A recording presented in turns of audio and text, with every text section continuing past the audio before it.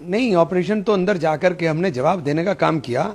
सेना ने पराक्रम दिखाने में कमी नहीं रखी, इसमें कोई दो राय नहीं। लेकिन अचानक एक तीसरा मुल्क ये कह दे कि साहब हमने सीज फायर कर दिया, बाहर से पता चले कि सीज फायर हो रहा है, और उसके बाद अमेरिका फिर ये सुबह फिर ट्वीट करके कहें कि मैं 1000 साल पुराना कश्मीर का मसला सुलझा दूंगा, मध्यस्थता।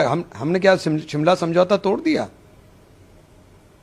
तो हम पूरा देश जानना चाहता है पहलगाम के कातिलों का क्या हुआ, कहां है वो पहलगाम के कातिल? उनका मारा जाना जरूरी है।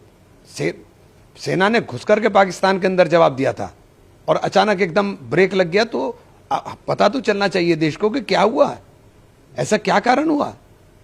हमारा तो मॉरल बहुत हाई है और हमारी देश की सेना का मॉरल बहुत हाई है, एकदम ब्रेक लगा दिया। तो ये सब चीजें सवाल पैदा कर रही हैं, जो इसलिए कह रहे हैं कि प्रधानमंत्री, जब देश के प्रधानमंत्री के लिए सारे देश ने एकजुटता के साथ कहा कि हम साथ हैं, विपक्ष ने कहा कि आपके हर फैसले के साथ हैं, तो ये इतना बड़ा फैसला हुआ, क्या इस फैसले की जानकारी नहीं होनी चाहिए? और तीसरे देश की मध्यस्थता हम क्यों स्वीकार करेंगे? कश्मीर हमारा था, हमारा रहेगा। हम कश्मीर के ऊपर क्या बात करेंगे अमेरिका से?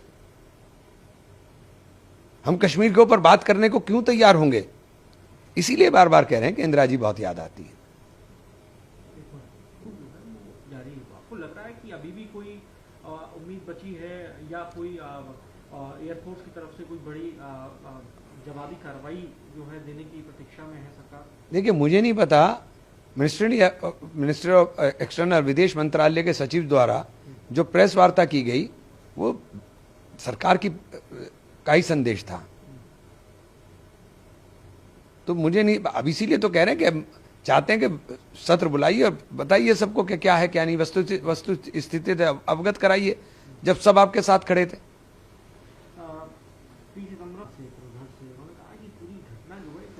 दिलचस्प है और क्या भविष्य में होने वाला है इसको लेकर भी कोई जानकारी नहीं, तो वो दिलचस्प इस तरीके से बताना चाह रहे हैं।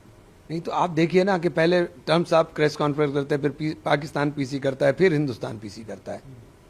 तो आप टाइमलाइन देखिए ना, ये तो समझने की चीज है, हमारी समझ में नहीं आ रहा, इसीलिए तो कह रहे हैं कि आकर के देश को समझाना चाहिए, बताना चाहिए। पाकिस्तान एक धूर्त मुल्क है, वो कभी मक्कारी से बाज नहीं आएगा। योगी आदित्यनाथ तो तारीफ कर रहा, उन्होंने कहा कि ब्रह्मोस मिसाइल की ताकत तो पाकिस्तान ने अब देखी ली होगी। हमारी मिसाइलों की ताकत देखी, उसमें कोई दो राय नहीं। हमारी मिसाइलें ताकतवर है, हमारी सेना ताकतवर है, हमारे हौसले उनसे ज्यादा हैं, उसमें कोई दो राय नहीं है। लेकिन अचानक ये जो हुआ है ना, ये समझ में नहीं आया। शशि थरूर से पूछना तो उन्होंने कहा कि 1971 के अंदर हालात कुछ और थे, 2025 के हालात कुछ और हैं। 71 के अंदर हमारे पास एक मकसद था कि हमें बांग्लादेश के ऊपर इस तरीके से कार्रवाई करनी है, लेकिन सिर्फ दुनिया चलाना। क्या बात कर रहे हैं थरूर साहब? हमारे पास मकसद नहीं है, हमारा देश आतंकवाद से पीड़ित हो रहा है। आतंकवाद पैर फंसार करके हमारे घर में घुस करके आतंकवादी 26 लोगों को मार के चले जाते हैं। हमारे पास मकसद नहीं है, हमारे पास मकसद है आतंकवाद को खत्म करने का, सबसे बड़ा मकसद है, उससे भी बड़ा मकसद है, यह उससे भी बड़ा मकसद है इस वक्त। और उस वक्त हम इतने ताकतवर नहीं थे जितने ताकतवर हम आज हैं। लेकिन कमान जब इंदिरा जी ने ली हुई थी तो इसलिए इंदिरा जी याद आती हैं। आप प्रधानमंत्री से लगता बिल्कुल खुश नहीं है जिस तरीके की? नहीं, प्रधानमंत्री जी के हम तो साथ खड़े, पीछे खड़े हैं। प्रधानमंत्री जी को तो करना है फैसला, हम तो पीछे खड़े हैं। सब लोग कह रहे हैं कि हम आपके साथ हैं, तो फिर बता तो दीजिए कि क्या हो रहा है।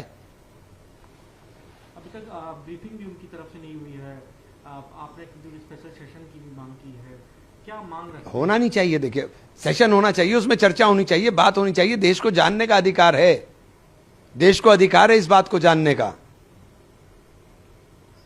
पुलवामा पहलगाम के कातिलों को सजा मिलनी चाहिए, वो दिखाई देने चाहिए कहां गए पहलगाम के कातिल, उनको सजा मिलनी है।